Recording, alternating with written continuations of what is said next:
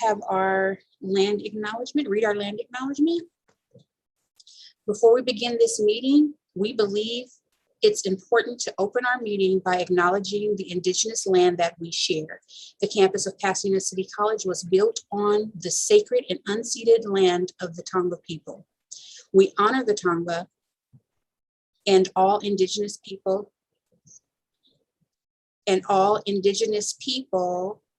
past, present, and future, and their continued survival and contributions to our society. We honor the legacy of the African diaspora and recognize that this country would not exist without the free enslaved labor of Black people. We share these acknowledgements to raise awareness about histories that are too often erased or forgotten, to recognize our place in this history, and to affirm our commitment to social justice, systemic change, and anti-racism. Awesome. Okay, and I would love to inform everyone, if you didn't know, that today is Indigenous Peoples Day. So yes, it feels good to be able to do our land acknowledgement on this day in particular. So let's begin. We have no public comment. Professor Walker, is that correct? Yes. She said that is correct. I read her lips. Okay, so we'll move on to the approval of the minutes. Do I have a motion to approve our minutes from September 27th? Jeff Hupp. Is that a motion to approve the minutes? Okay. Yeah, I get it mixed up in my meetings how we go about them making the motion. So yes, right. I'm making a motion. So that was moved by Jeff Hupp and seconded by Susan Bauer. Is that correct? Thank you, Susan. Okay, is there any discussion, or that's not what I was looking for, or comments? Okay, so if there are no objections, we can approve this by unanimous consent. Are there any objections? Seeing none, the minutes are approved by unanimous consent. Awesome. Okay, so next we have constituency reports. Wait, and I have a PowerPoint, which I always forget to put up, so please forgive me. It's that I like to see your faces. That's not a bad thing. Here we go. So our constituency reports. Faculty Association, do we have a representative from Faculty Association? Yes, we do. Nice. Okay, thank you, Mr. Whitworth. Go ahead. It's new, huh? Missed the last couple meetings. We've been really, really busy. We just got done with the PERB over the calendar. That's all wrapped up, and now it's just hurry up and wait for a decision from the administrative law judge. Let's see what else is going on. We also just got done wrapping up, completing some negotiations regarding coaches' stipends, and particular assistant coaches' stipends. And what it does is it brings PCC in alignment with some of the other community colleges in the area, and it also adds more adjuncts to the pool, because now for someone to be an assistant coach, they basically have to be an adjunct. So that's good news. Prior to this, they could hire pretty much anybody as a professional expert, and it was kind of a hit and miss thing. So that's a good thing. We will be meeting with the district this week to negotiate several items. Among those are spring return and also divisional transfers. And we are going to try to get them to move on part-time benefits. And we'll see how that discussion goes. And then the last thing is this Thursday at 12 noon, we will be presenting a STIRS presentation on my retirement system, which is a really good presentation if you've ever wondered how your retirement system works. And it always amazes me how to many faculty, it's a bit of a mystery. It's a really good presentation to see, because you can see all the ins and outs, and And it's very well done by STRS.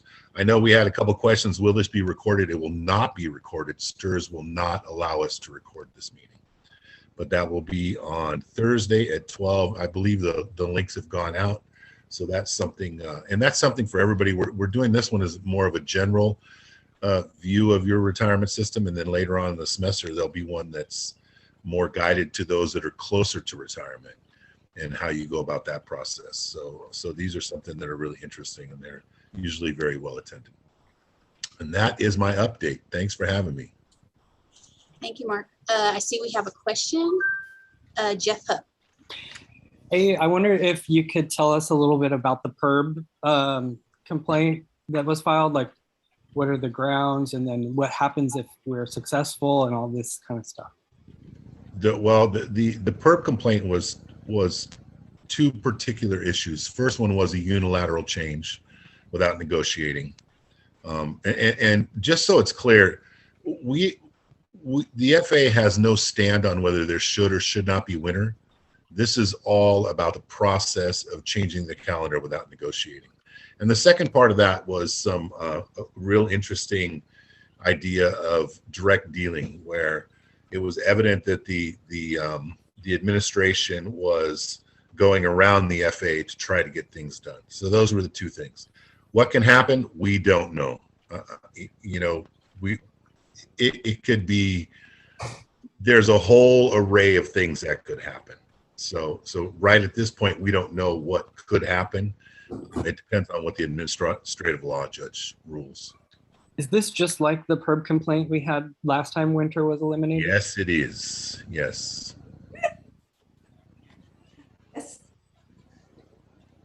Okay, are there any additional questions for FA? Well, thank you again, Mark. We appreciate you being here. Thank you.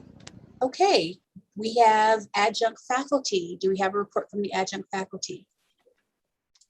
Yes, hi everyone. Just briefly, the committee did meet last week. We were able to select two co-chairs for the committee. So we're just looking forward to the first official meeting of the committee this semester. Thank you. Thank you, Bevel. Okay, classified senate. Do we have a representative from the classified senate here?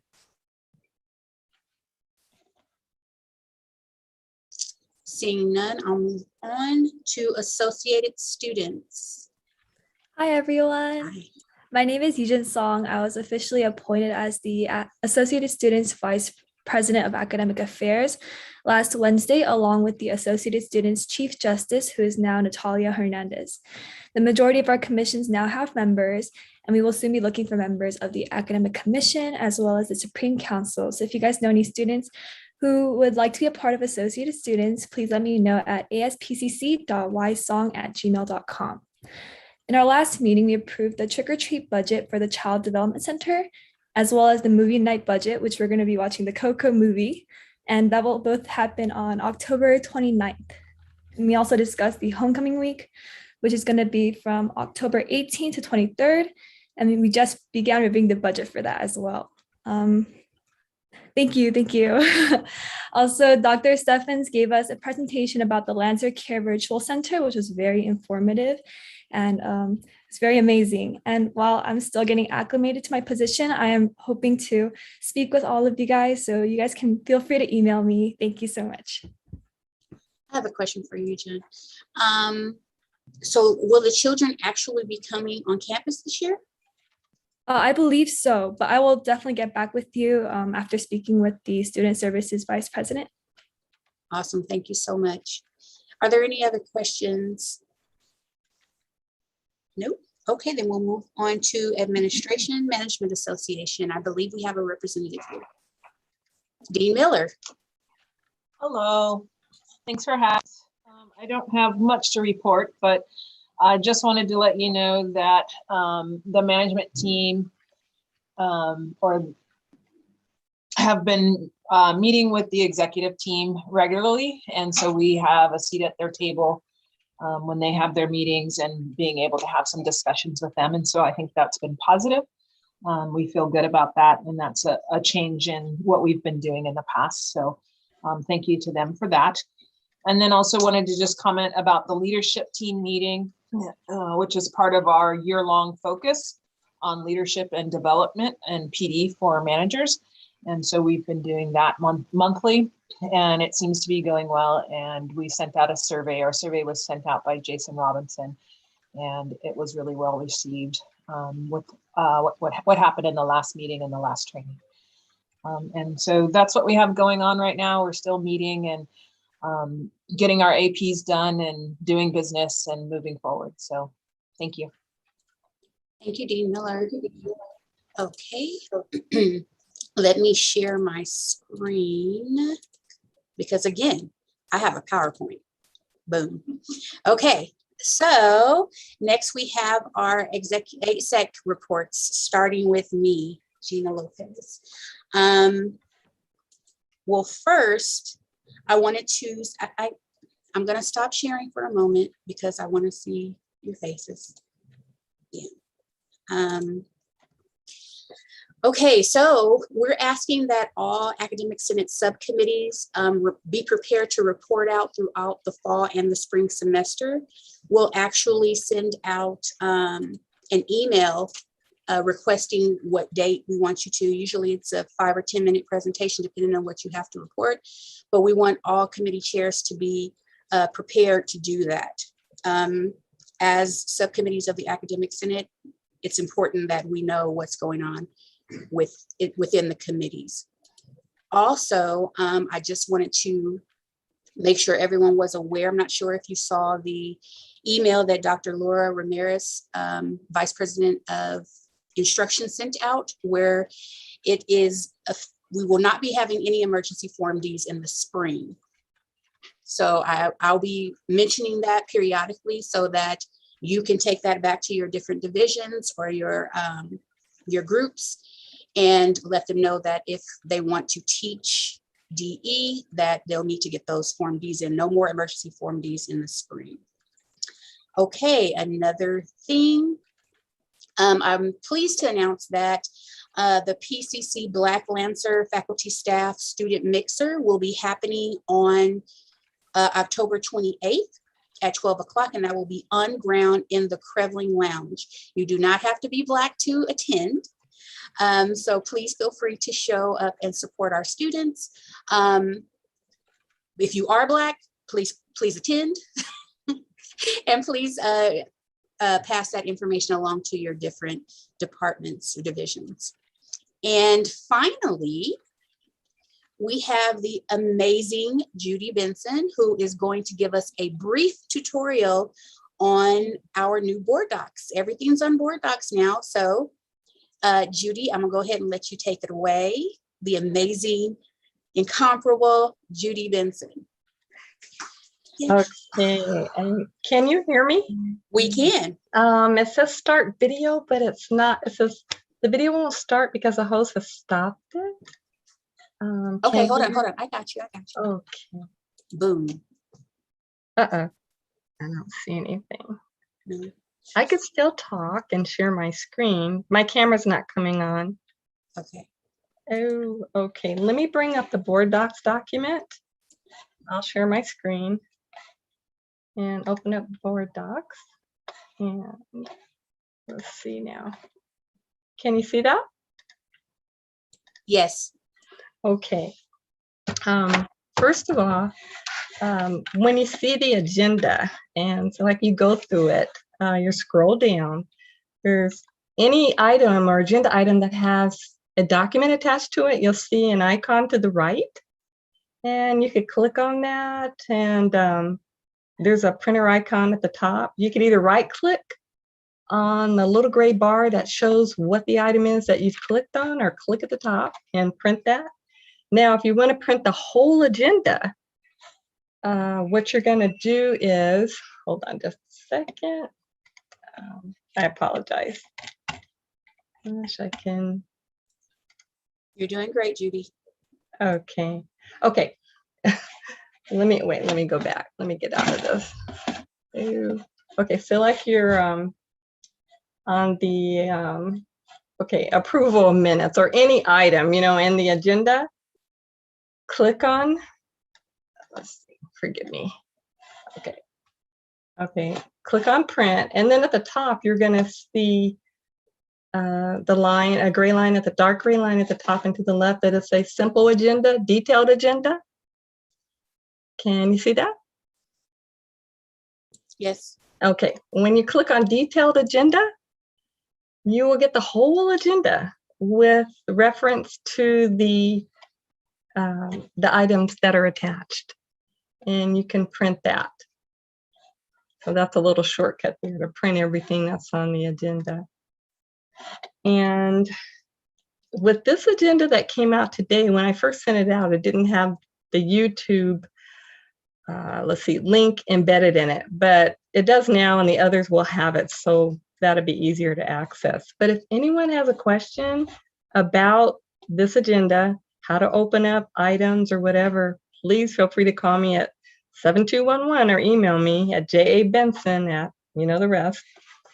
And I think, oh, one other thing, the dark gray items, those are the categories, okay? And underneath it, these are the agenda items. So gray items, categories, below agenda items. And I think that's about it. Hope that helps. Thank you so much, Judy. Can you stop sharing your screen now? Yes, I will. Bye-bye. Thank you, Judy. She was a little nervous to share, but you did awesome. Thank you so much. We appreciate you. Yay. Okay, so next we have our Vice President's report from Dr. Veronica Aramillo. Hi, everyone. I have a couple of announcements. So as you can tell, we're fully on board docs now. So our Senate committees are expected to post some board docs, and I know that that's been a little bit painful. So the committee, but the support committee is working on trying to help out with making shortcuts and training for chairs to make it a little bit easier. But there is the long training that, of course, you can go to that goes through everything. And just to, I don't know if can I share my screen? Okay. Just so everyone knows, we're still going to have the ability. So you should see that this is the Senate webpage. So there is still a list of our subcommittees, and we'll be keeping kind of the members up to date and the chairs. And there is a link here if you want to volunteer.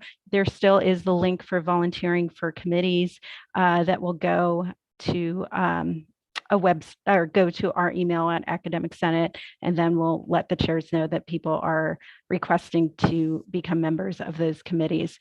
So we're going to have chairs keep updating their board doc site, and then Judy will always be updating our Academic Senate website.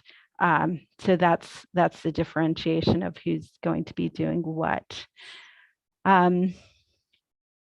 Okay, and then the other thing I want to share with you guys, so I'm going to stop this share, and I'm going to link.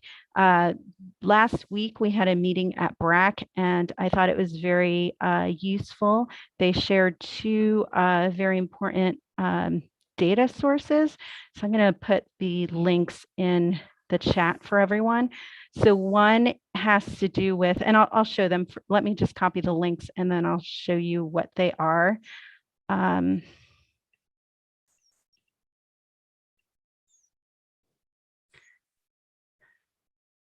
So the first link, and I'm not going to go into detail, you guys can look at this on your own, but I just thought it was interesting information, important information. So this is how we spent our HERF fund. And you can see that most of our money went to direct aid to students, 62% of it, and then 10% went to faculty training. So this is kept up to date of how we're using our funds. So I thought that that was very interesting. And then the other link that I gave you, it is a little bit more interesting and a little bit concerning. So the other link has to do with enrollment. And so we've been hearing about enrollment being down. So this gives you kind of the The important one is the full-time equivalent student, right? And you can see that it's kind of been very steady up until when we hit the pandemic, and then now we've had a really big decrease. So this is a substantial decrease. It's not going to affect our finances for this year because we're held harmless, but you can see that we did have a very big direct drop in enrollment that is quite concerning. So everyone should be aware of that and should be recruiting. So and then you can look at the FTEF and see that we are actually up on faculty. So so that's, you know, a balance. So I thought that that was important for everyone to see. And then everyone saw the EEO training is happening this week. So hopefully people are EEO trained. So that is it for my report. Thank you. And again, if you have any questions or comments about our committees, that would be our VP, Veronica Jaramillo.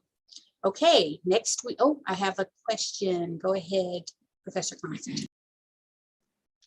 Yes, you know, in order to boost adjunct faculty input and representation at committees, we thought about introducing a stipend for adjunct faculty to participate in committees. Do you know where we would start? Will we start that conversation in the Senate, or where do you think we should start that conversation? Who are you directing your question to? Me? Dr. Jaramillo. Yeah, I'm not sure. I mean, so payment in my mind would be working conditions. So it would be the Faculty Association. So we should approach the FA first? I think so, yes. Okay, thank you. You're welcome. Thank you. No more. If there are no more questions, we're going to move on to our secretary's report with Armia Walker. Hello, everyone. Just really quick, a quick commercial or announcement about getting things in for the upcoming meeting. Just remember that if you want anything on the agenda or propose anything to be on the agenda, please make sure you send it in by 2 p.m. on the Thursday before we meet. That's very important because we try to get the agenda out to you in a timely fashion. And now that Board Docs is in action, we have to, convert it to PDF. It's a whole process. So make sure you please get everything in by 2 p.m. the Thursday before our upcoming meeting. And then also, if you would like to make a public comment, remember it has to be in by 3 p.m. before 3 p.m. Day of our meetings. And just to, try not to send it at 3. Try not to send it at 2:57. Just a little, because we want you to be heard. So make sure you get it in. Also, I was asked to provide information on one of our our newest committee, which is the Social Justice Committee, in which I chair, some very fabulous people. And so the reason why we wanted to share it during these announcements is because it has a lot to do with everyone, not just those on the Social Justice Committee.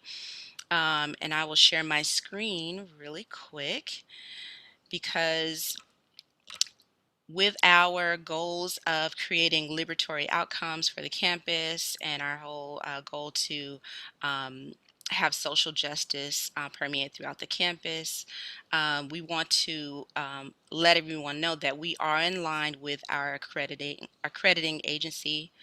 And let me share that with you. This is a document, that was shared. There we go. With the Social Justice Committee.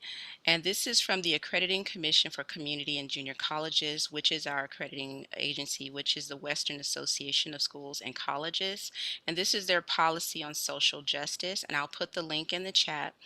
And this is fairly new. This is as of, what is that? Let's see. It's on here somewhere. As of, June or July 2021. And so, yes, I will share the link for this to you. And basically, it's saying that One line that stood out is, while issues of diversity encompass many historically marginalized groups, the pressing nature of racial inequity in higher education demands immediate attention. So it shows that it is, in that first paragraph, it is a priority for this commission. And again, this is where we get our accreditation. So I will submit that link to you all. So that you can read it at your leisure, so that we can be in line with our accrediting institution. Thank you so much, Professor Walker. I love that the Social Justice Committee is already getting things done. That's amazing. Next, we have our treasurer report with Sheila Rose. Thank you. So good afternoon, everybody. We have very minor changes in our balances for this month. As you can see, our savings account has increased by 87 cents to 21,161. Our checking or business account is static at 1,890.29 for an overall balance of 23,051.63. I would also like to remind all faculty in my role as faculty chair of the Student Success Committee, it's midterm week. Please do let your students know that both online and face-to-face tutoring are available on campus in several spaces, including the Math Success Center in R406, as well as the Student Success Center Hub in D300. So please let your students know about those spaces and our writing center in, I believe it's C341. So thank you for that. Okay. And if you have an idea of how to spend that 87 cents, feel free to email me if you need to. Okay, so next we go on to our information items. Oops, I need to share my screen on that, sorry. Oops, here we go.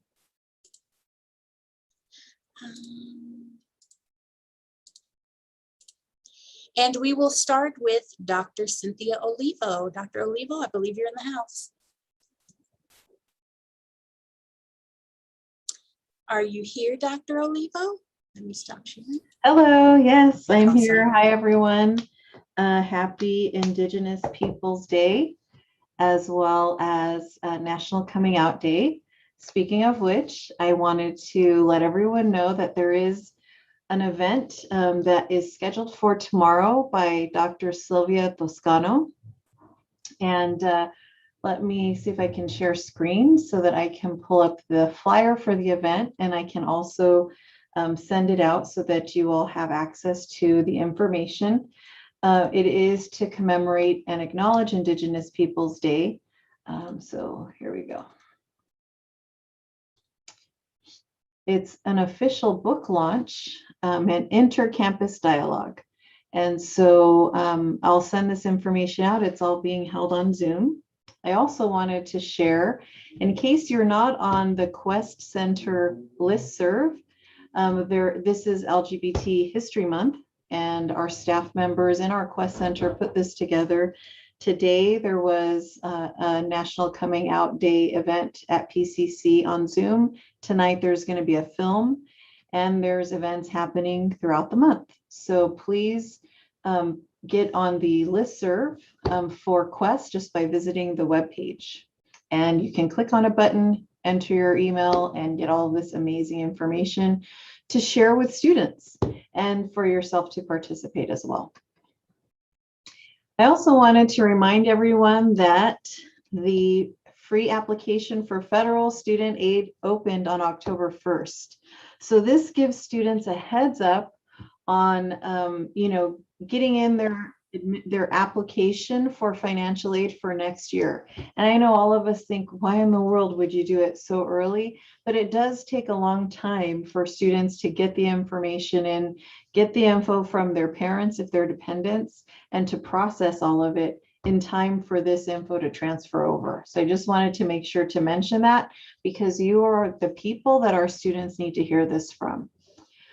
I also wanted to mention it's midterms, and our students are experiencing a great amount of stress. So please, if you can, mention to the students in your classes that we have mental health counseling available at Personal Counseling here at PCC.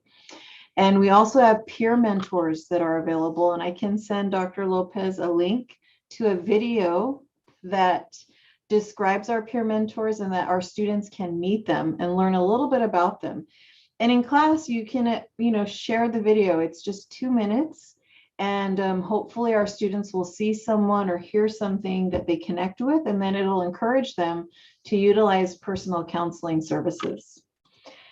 And I wanted to let you all know, in order to help with the stress, we are administering approximately $7 million in federal CARES direct student aid to almost 7,000 students this week. These are students who meet federal Pell Grant eligibility guidelines. Federal Pell is usually an indicator of students with the greatest financial need. So I wanted to also let you know that we have a new financial aid director, and his name is Mr. David Hull. He comes from Cal State Fullerton, and he helped award way more money to way more students at Fullerton who are not Pell eligible. Federal CARES allows you to do that. So I'm looking forward to having David help our college do the same thing. So you all might know students who aren't Pell eligible but still have a huge financial need. Don't worry, we're going to get to the student population in a few weeks so that we can make sure to help with rent freezes ending and students still stressed out about finances. We think that this will really help out and be beneficial to them. And don't forget, it's transfer season. So please make sure that you share with students the amazing work that's happening in our transfer center. And this calendar is on the transfer center website. We have 45 days until the deadline, and it's never too early because it's quite involved. So please encourage students after they take midterms to please participate in one of these services. Thank you very much for your attention and all of your support of our students and each other. Thank you, Dr. Oliva. We have a question from Professor Indor.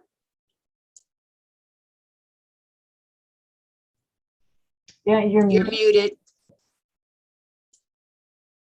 I have been muted. I've heard people talk about midterms and say, I will get things to you next week. And I just wanted to say that at Foothill, we mainly have 8-week classes. So our last day is Thursday. So if you would like us to tell our students something, it should be pretty soon, like in a couple of days. So teachers, I can get it to teachers and teachers can pass it on. And anything that you think is necessarily going to get to us because of the chat, I will tell you that in our last meeting, I clicked on something in the chat and everything disappeared. So I'm reluctant to do that right now. So anything that you can send us in the mail would be appreciated. Thank you. Thank you. Will do. Okay. If there are no further questions for Dr. Olivo, thank you so much, Dr. Olivo, for the update. And I am going to share my screen again. Now we'll have a Learning Assessment Committee update from the wonderful Jennifer Fiebig. Hello, everyone. First of all, I want to say I miss all of you. It is so good to see your faces. So thank you for inviting me to the committee. I'm now spending my time over in CNI. So that's where I am if you need to find me. So for those of you that don't know me, my name is Jennifer Fiebig. I'm a psychology faculty member, but I'm also one of the coordinators for the SLOW movement on campus. So you'll hear from Thea Alvarado. She's the other coordinator after me. And before I kind of give you an update on what's happening happening in the Learning Assessment Committee.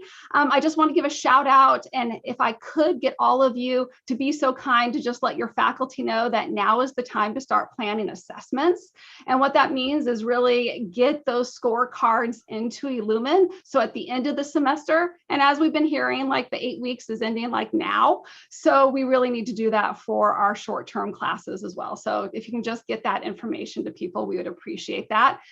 As far as the Learning Assessment Committee, we meet once a month. We meet on Fridays from 11 to 12, and our meetings are right before the chair training meetings. And the reason why we have them then is because a lot of our members serve as chairs as well. And not that you have to be a chair in order to serve. We gladly take anybody who wants to help, adjunct full-time.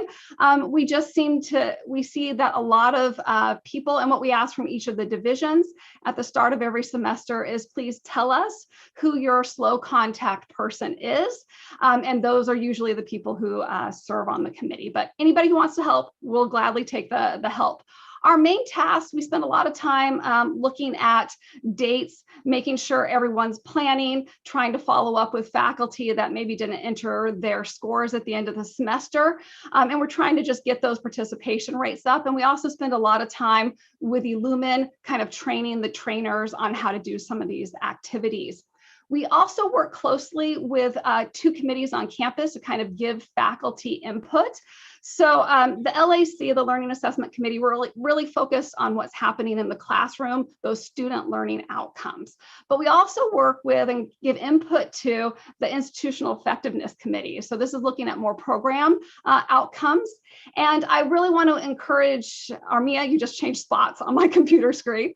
If we can get your new committee, the Social Justice one, to kind of also work with another committee of ours, which is the Outcomes Committee, because that's looking at institutional outcomes, and we're updating those. So some input from that would be great as well. Yes, I've been told I'm going to be on that, so we're here. More help. We're here, yes.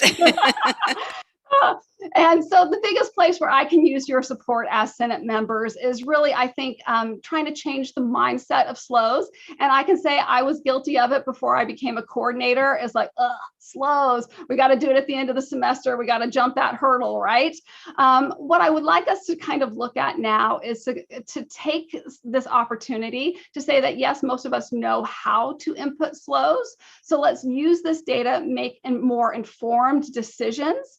And really, because what it's supposed to do is to help us become better instructors in the classroom so that ultimately we can see who's closing some of these gaps and really helping our students. So that's kind of the overview of what we do at the Learning Assessment Committee. So that's all I have. If anyone has questions for me, I'm happy to answer. Oh, sorry. Dog. Anybody? Constantine, how are you doing? Good to see you. Good to see you, Dr. Freiberg. You know, I just wanted to ask, in your work with the curriculum and so forth, has there been any modification of history courses, for example, that's willing to now tell the true story to students? You know, on this Indigenous Day, for example, Christopher Columbus, you know, I remember being a student in the Caribbean and learning so much wrong information, and they always propose Columbus as a hero, when in fact he was really a pirate who came to the Caribbean and caused a lot of destruction and pain that's still felt to this day.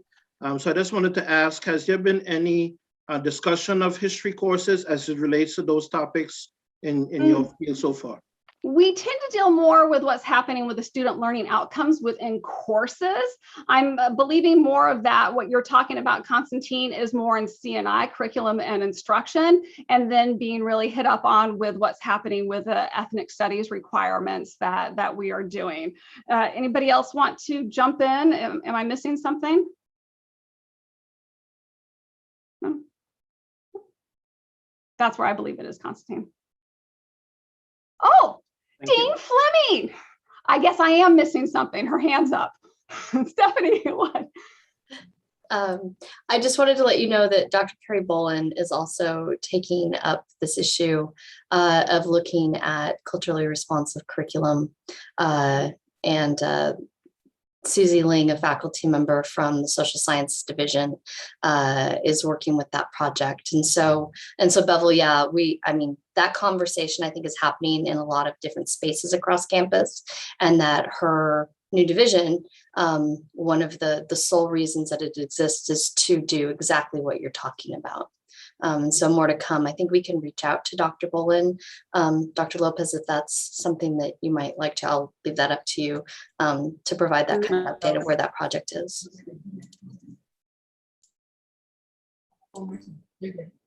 Okay, am I muted? You're fine. Oh, it's showing that I'm muted on my Zoom. That's weird. Anyway, yes, we've had Dr. Bolin here before, and we can ask her to come back again to discuss that. So thank you so much, Dean Fleming. And if there are no other questions, we're going to move on to our next update, which is an accreditation update from Thea Alvarado. Thank you so much. Hi, everyone. Thanks for having me. So I had included in your board packet our letter from the Accjc reaffirming our accreditation for 7 years. We did an awesome job. The full report from the team is available at our website, pasadena.edu/accreditation. So the basic findings were we had 3 commendations. So commendations are big props to us as a campus, things that we were doing an amazing job at. The first one had to do with equity-mindedness across the institution. They recognized the efforts that we are putting forth. The second had to do with the first-year experience program. And then the third commendation was for professional development for adjunct faculty. They did have one recommendation for improvement. And to be clear, we did meet the standard, but this was an area that we could improve on. And it had to do with disaggregating our student learning outcomes achievement data. And so we are investigating that as a committee to see if we can find a program or work with our current programs to be able to start doing some of that analysis. Something else that we've been working on over the summer, Crystal Koros, who's the accreditation liaison officer, and myself submitted a substantive change proposal to the Accjc. This is something that's required when a program can be completed 50% or more online. And there were so many Form Ds that were submitted within the past year, 2 years, that there were a lot of programs that now made this list. So over the summer, what we did was we composed a data set of all of the classes that have Form Ds that are approved or in process. And we cross-checked that with the list of all of our programs. So all of our certificates and degrees. And then we made a list of all of the programs where 50% or more of it could be completed online. So we sent that list to the Accjc. Thankfully, we already had a sub-change approved for distance education about 10 years ago. So this was more of a formality. They got back to us within 24 hours and said that we were good to go on all of those that we submitted, and our sub-change was approved. And then the last update I have has to do with the standards revisions. So we got to know the standards, all 120 plus standards of the Accjc very, very well in this last time we went through the accreditation process. Fortunately or unfortunately, the Accjc is now revising all of those standards. So the idea is that the next time that we put together our ICER, it'll be 100 pages instead of 300 pages. So in order to do that, we have teams across our region who are working on writing new standards. So looking at what the federal language actually requires and what our eligibility requirements are, and then making sure that we've streamlined all of our standards to make the process easier for colleges and to make it more transparent and more clear. So I'm on the writing team actually looking at those right now. And then Crystal Koros and Erica Andrew Jonas are actually leading up the team that's going to look at what's submitted by the writers. And they're going to go through and review and approve it. So what's so great about having 3 people from our institution on this team is that we are staying up to date and current with all of the changes to the standards. And so we, of course, will keep the campus community updated as well. And that's all I have for Accreditation Standing Committee. Okay, I can't tell if I'm muted. Am I muted? No. Oh, okay. So thank you so much. Are there any questions about the accreditation update? Constantine, I see your hand. I don't. Go ahead, Bevel. Thank you. Hi, Dr. Alvarado. Just want to compliment you on the great work that you've been doing. I just wanted to ask, does the ethnic diversity of our student population ever factor into accreditation? Factor into accreditation. So I think the most relevant issue right now that we're working on is that social justice policy that Armia Walker talked about. So there are a couple things that are going on right now in terms of the standards. So since the social justice policy was adopted by the Accjc, it's going to play very heavily into the new standards that are being rewritten. That's an ongoing process. So yes, in the ICER, we do present data on what our student population is, but in terms of the standards, what's actually required and how it's reflected in our accreditation requirements, right now it's pretty mild. And so we're hoping that that's going to have a larger role in the new standards. Thank you. Yeah. Okay, are there any other questions for Dr. Alvarado? And I just want to apologize to the Senate. I'm going to ask Armia Walker to call hands. I can't see when hands are up. I can't see when my Zoom is, if I'm muted or not, and I can't scroll. So I don't know what's going on with my Zoom, but I am going to ask if there are hands, Armia, if you could call them for me. Thank you. Okay, so next item, I don't know if my screen sharing is going to work either. It's not. So you did see that I had a PowerPoint, right? Okay, good. On that PowerPoint, it said that Dr. Laura Ramirez would be with us. Unfortunately, she couldn't be with us today. So we have Dean Stephanie Fleming, who's going to talk to us about FSAs and give us an update. Dean Fleming. Hi, everyone. It's good to see everyone today. I'm going to go ahead and share my screen. I know that many of you, well, all of you should have received, and I'm hoping many of you remember, the email that came out from Human Resources around February, beginning of February, asking you to apply for something called a Faculty Service Agreement, or an FSA. And I wanted to, and Dr. Ramirez and Dr. Lopez were discussing this, they wanted to make sure that everyone is clear on what that is, what the point of that is. And so I'm going to talk about that today a little bit. So a faculty service agreement, first of all, it's defined in education code, and I'm not going to go into all of the legal, language behind it. But essentially what it means is that when a faculty member is hired, so one, they must demonstrate that they possess the minimum quals. And we talk about that all the time, right? Among faculty, what are your min quals? And there's a min quals handbook that the chancellor's office puts out. And you make sure that when you're hired, you meet those min quals, and that's what you're allowed to teach. But what an FSA does is it asks you to demonstrate that you meet the minimum quals to teach in a specific discipline.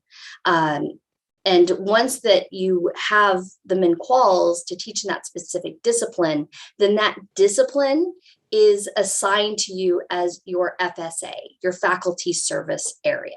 And that's what you have been hired to teach and what you're approved to teach. Okay, so that's your initial FSA.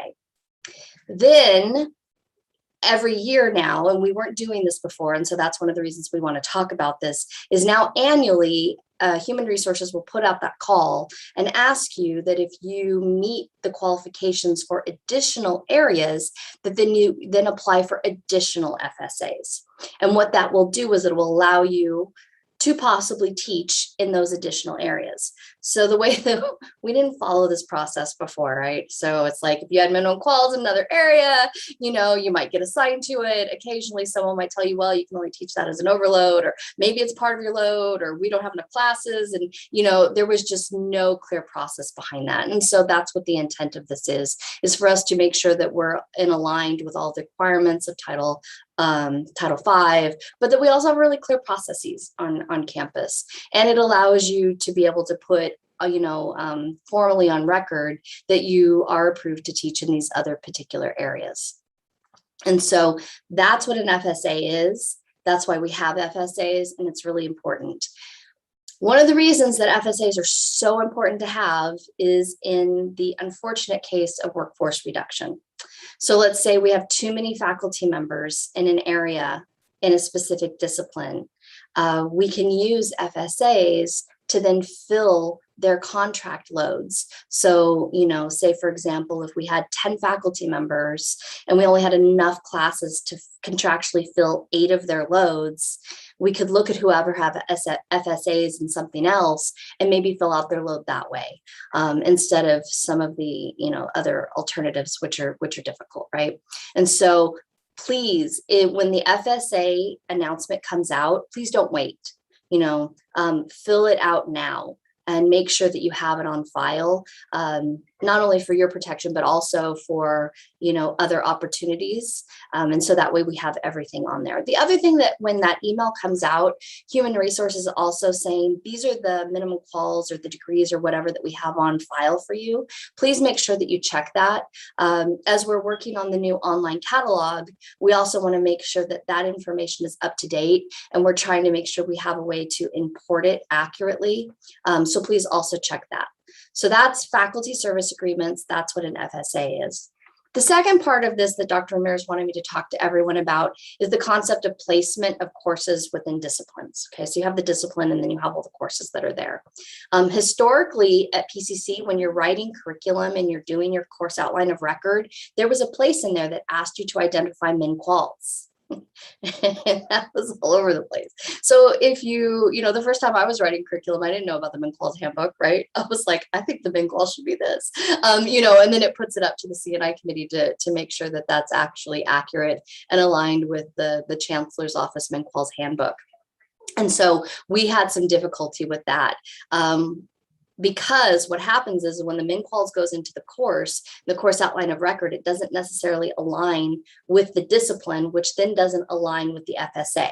And so we're changing that now. And I've explained to everyone in this space before that we're no longer going to be using WebCMS soon, and that we're moving to a new curriculum management software called CourseLeaf.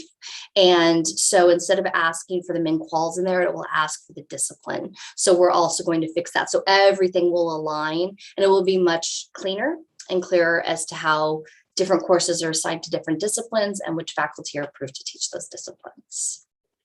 And that's what we wanted to share with you. Thank you. I'm happy to answer questions.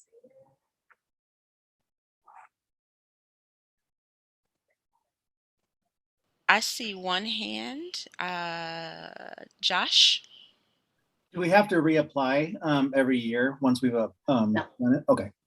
No, just the once. And when they send out, you know, the emails, if you want to double check, you can always ask them what they are. So, you know, if you put in for, you know, you had speech, and then if you put in the FSA for theater, they should both be there forever and ever.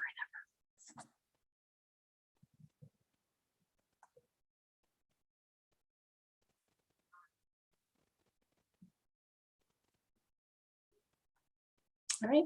If you think of other questions, because it can be kind of complicated, and if you're